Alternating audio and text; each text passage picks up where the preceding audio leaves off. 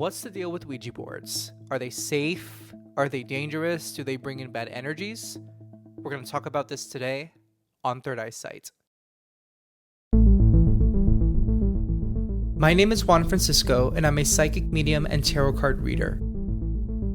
I've always been curious about the supernatural, the paranormal, and psychic abilities, and I'm here to share my stories and interview folks who want to share their own stories with us. Let's get to it. So we finally get to the topic of the Ouija board, or the spirit board, or the talking board. There are many names for it. I believe Ouija is the patented name of the commercially sold board. I will not do a huge deep dive into the history of the spirit board. I am going to talk more about my personal opinion, my thoughts on the Ouija board, whether it's a safe practice, whether there is a risk to using a Ouija board or a spirit board. But I do want to start with a little bit of history, little bits and pieces I found on the internet. So just to summarize, as I was doing some research, it seems like the origin of the Ouija board, of the spirit board, is pretty contested. There are ideas about, or there are records, it seems, of the Chinese using it in, I think it was, if I can go back to it, I'm actually going to browse as I talk to you. The Song Dynasty, around 1100 AD, using a planchette, and I believe the planchette is what the tool that comes with the board is called, that is used to, you put your hands on it. Planchette writing was used during the Song Dynasty. It was known as Fuji planchette writing, if I'm pronouncing that right, F-U-J-I. I know for the Fuji in Japan, but this may be pronounced differently because it's of the... Actually, let me click on this.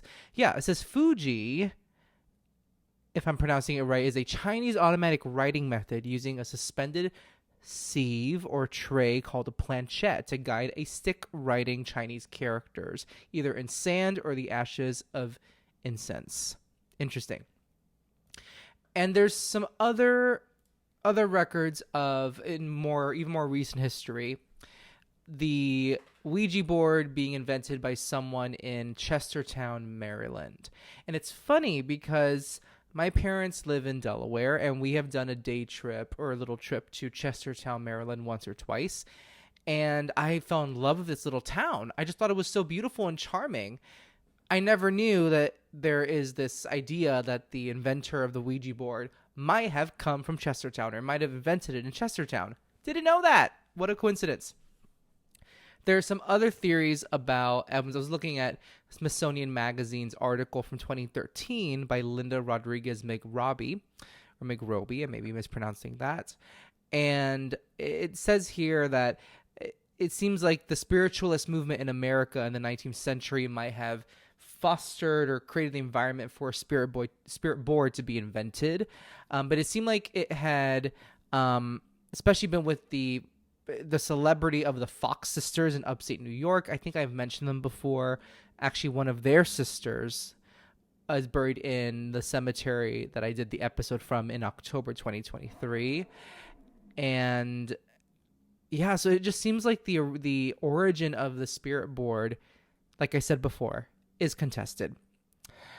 I'm also scrolling down in this article, and it says here, in 1886, the fledgling Associated Press reported on a new phenomenon, I'm quoting the article, on a new phenomenon taking over the spiritualist camp in Ohio, the talking board. It was, for all intents and purposes, a Ouija board with letters, numbers, and a planchette-like device to point to them. The article went far and wide, the Associated Press article, but it was Charles Kennard of Baltimore, Maryland, who acted on it. In 1890, he pulled together a group of 4 other investors, they named some investors here, to start the Kennard Novelty Company to exclusively make and market these new talking boards. None of the men were spiritualists really, but they were all of them keen businessmen, and they had identified a niche.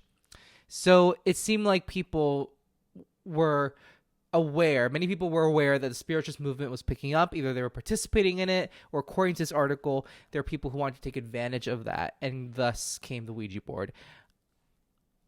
But again, like I said, it seems like we really don't we really can't nail down the origin of the Ouija board or the spirit board.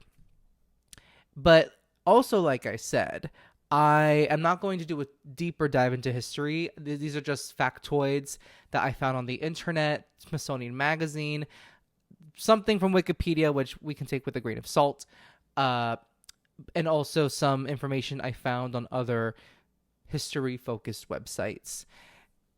Now, Ouija boards and their safety. I'm going to close up this browser. The way I see it with Ouija boards and spirit boards is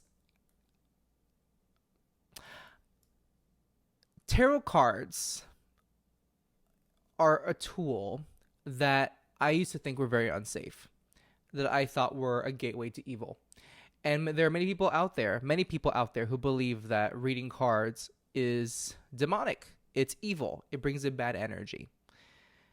I know someone who started reading cards and then stopped reading them because they saw something that they didn't want to see for the person they were reading for. Now, I think it goes to show that these tools, the way that they work for us, depends on the intention we put into them. Do we want to read cards, for instance, because we want to know when someone is going to die?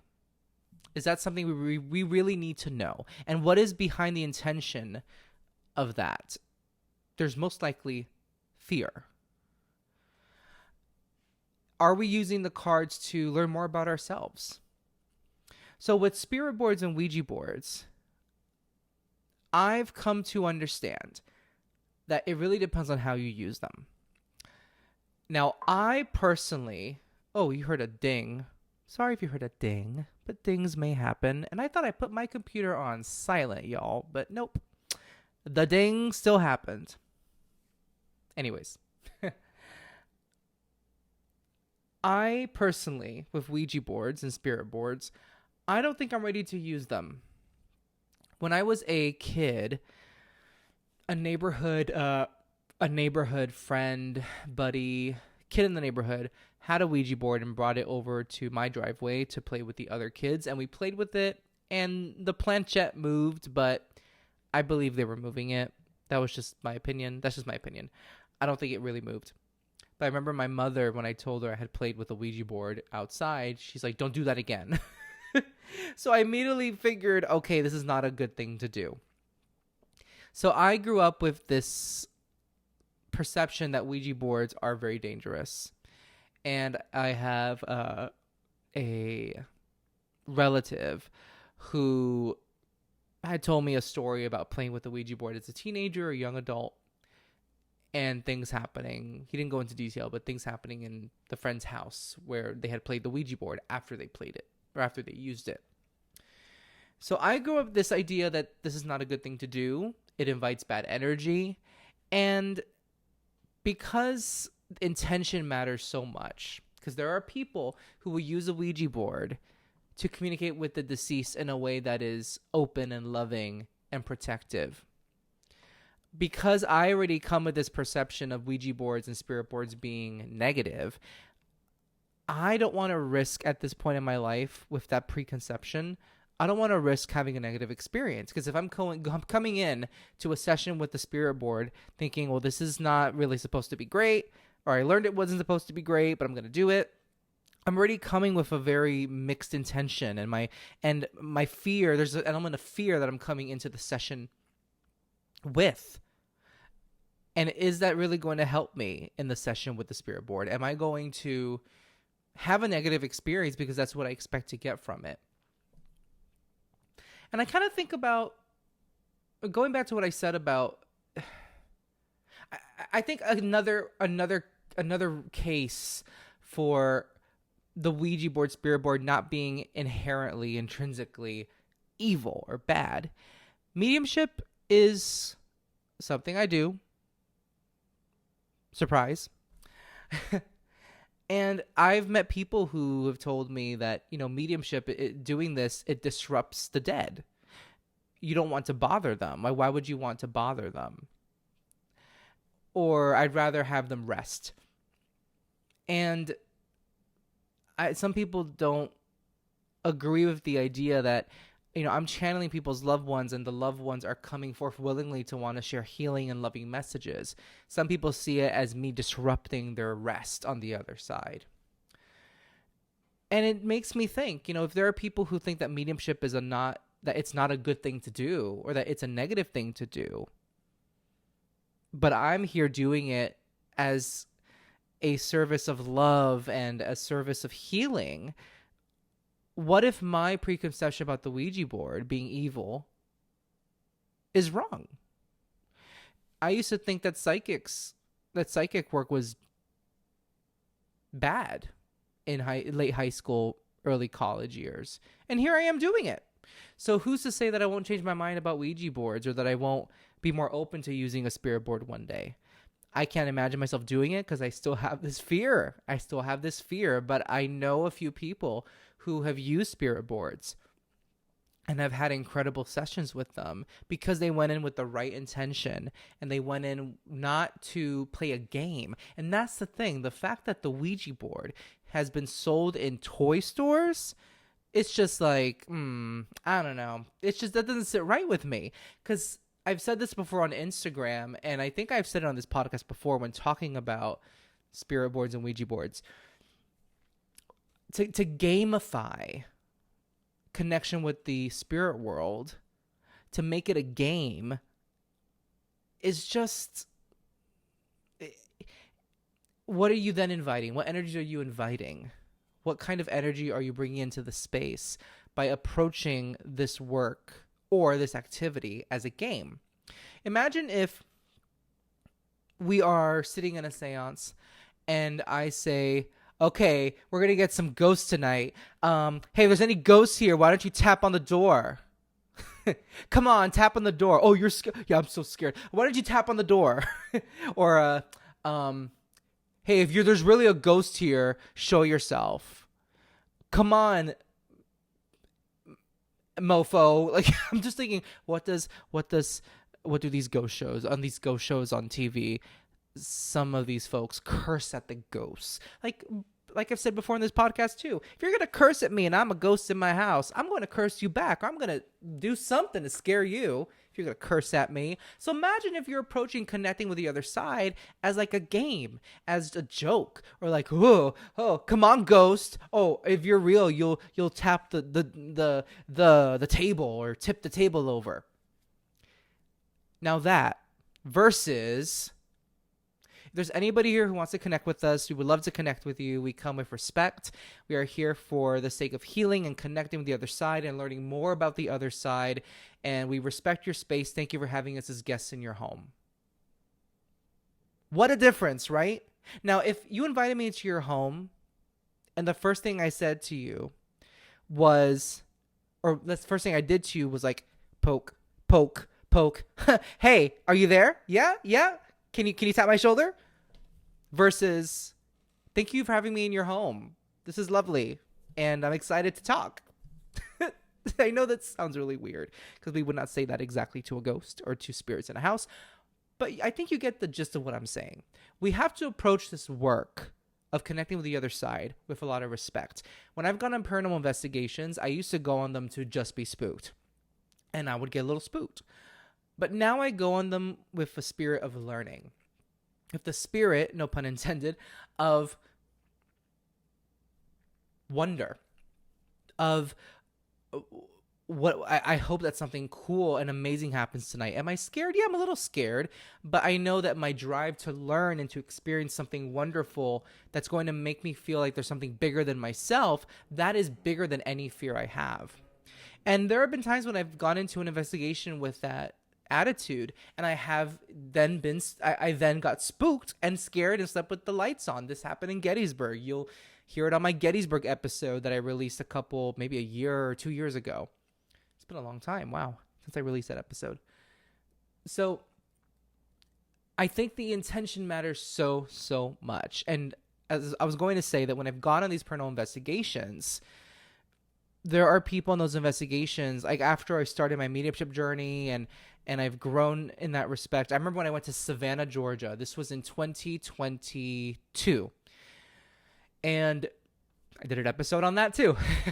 I went to Savannah, Georgia about 6 months after I discovered my mediumship ability.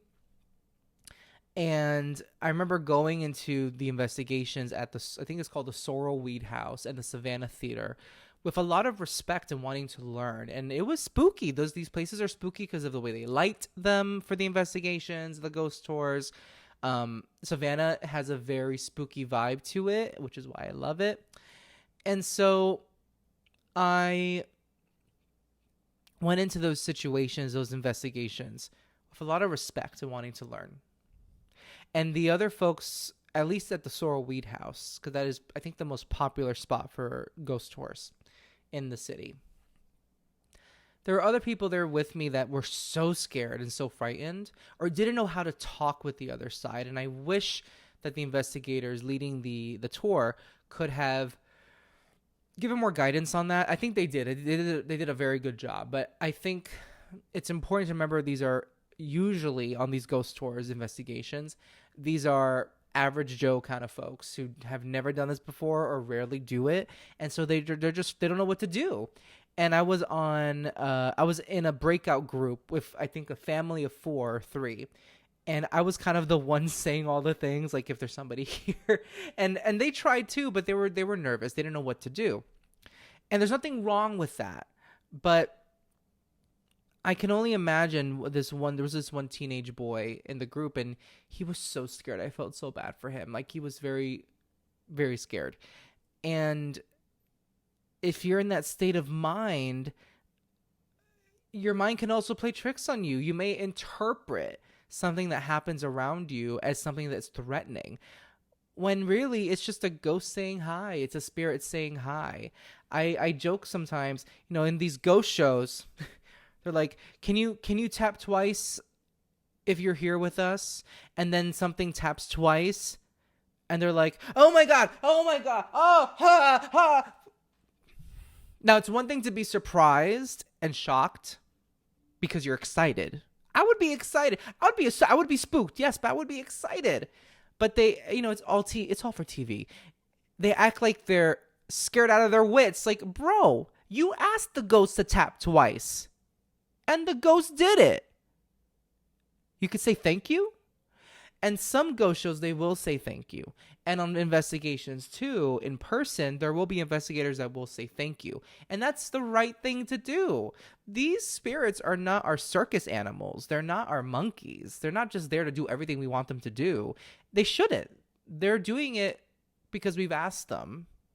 And it's almost like people treat these investigations, or they treat interacting with the other side like the other side is in service to us. It doesn't work that way. This is an equal plane. We are no better than the spirit world. The spirit world is, in my opinion, no better than us.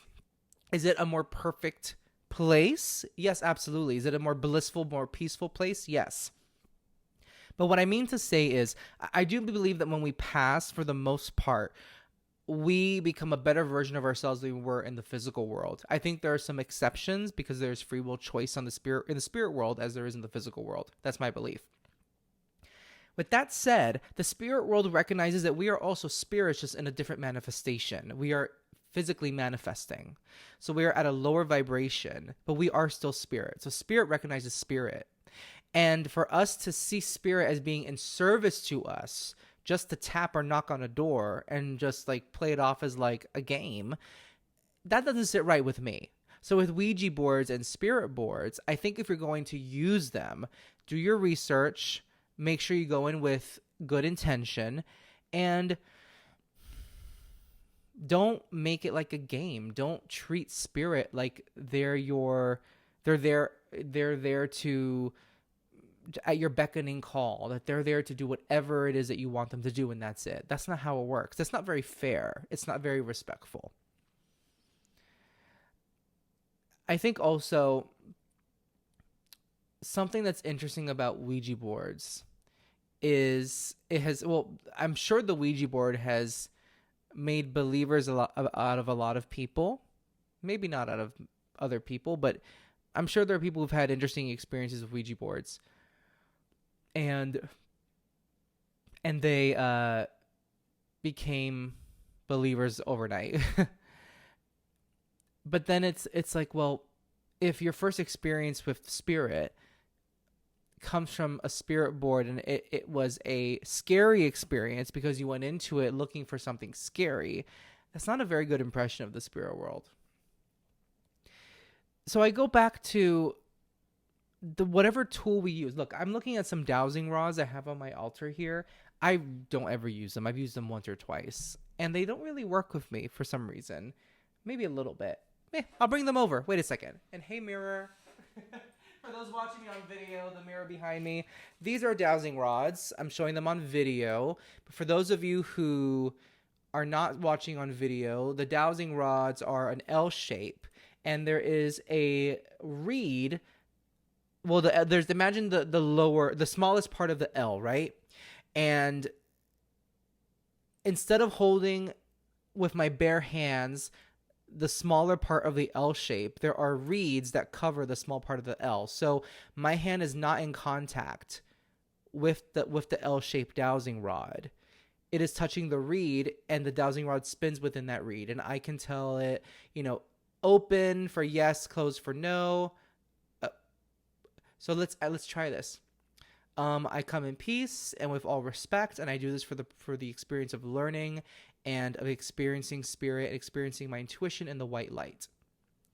If there's anybody here, open for yes. I'm not promising. Oh, I see no. Well, it's not opening up, and I'm trying to hold these in a level way. Let's see.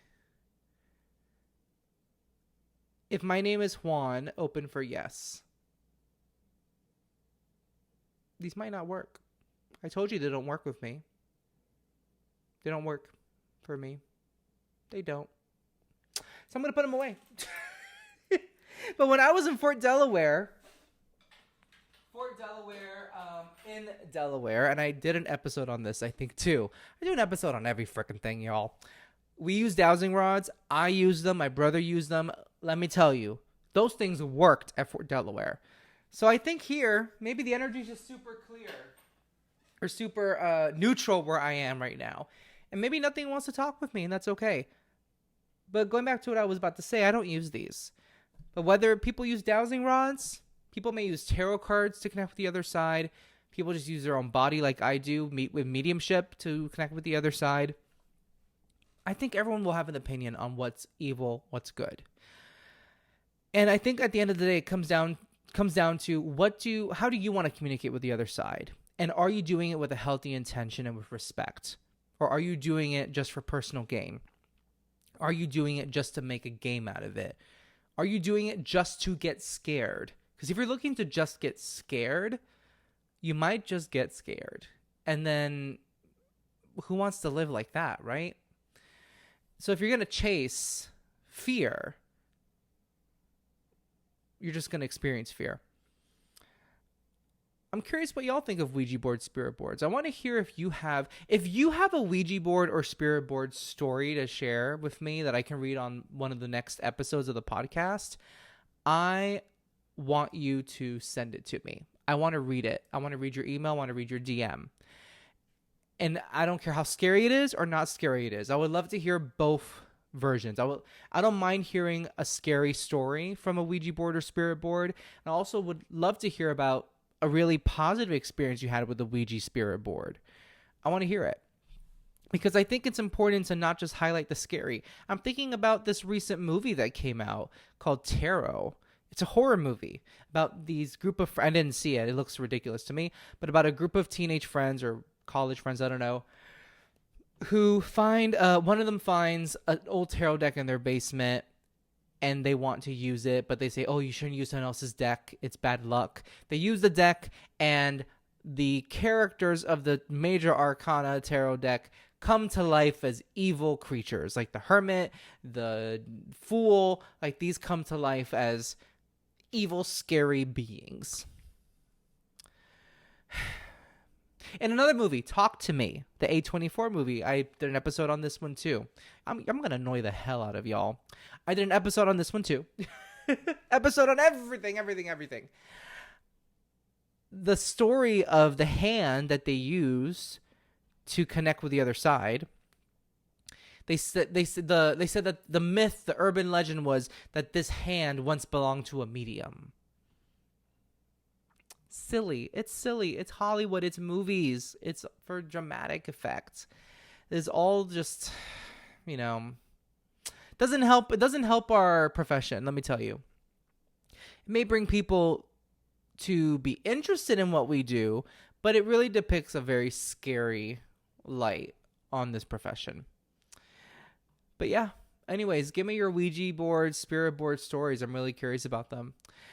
And with that, I'll leave you to your day, and I'll just remind you one more time, before you touch a spirit board or Ouija board, before you do any kind of practice, just sit with yourself and see if it's right for you. See if it's the right thing to do. I know people who will channel spirit like as mediums, and I've met a couple people who've done that, and they have some pretty not great stories about experiencing things as mediums, or just as spirit in human bodies. They've seen a lot of shadows that seem dark, and I don't experience those things. And I don't know, maybe it's because I don't think about those things. I don't feel like I have all the protection I need from God and from the God I believe in, and maybe it's an out of sight, out of mind thing for me. But if for you, evil energy and fending off bad spirits is something that's top of mind for you, maybe a spirit board is not the best thing. But that's for you to decide. That's just my opinion. So really sit with yourself and ask yourself, what is the tool that draws me the most? Maybe it's tea leaves, maybe it's cards, maybe it's runes, maybe it's dowsing rods, maybe it is a spirit board. But go into everything with I know it's very rote and it's said a lot, love and light, and with healthy intention. And if it helps, speak to somebody who is experienced in that tool and uses it with good intention and has positive experiences with it. Read books on it. The internet is there. Maybe there are positive stories on the internet, but I would find somebody who is well versed in that tool and can share the positive experiences they've had with the tool. Thank you for listening, and please leave a review. I need some good reviews, and it would be really helpful to get a review if you love this podcast. And if you want to hear a specific topic, send me a DM or an email. Thank you. If you have a question or topic you want me to cover on Third Eyesight, head to my website, juanfranciscospirit.com/contact, and send a message my way. If you really enjoyed this episode, leave a review wherever you listen. I'd really appreciate it.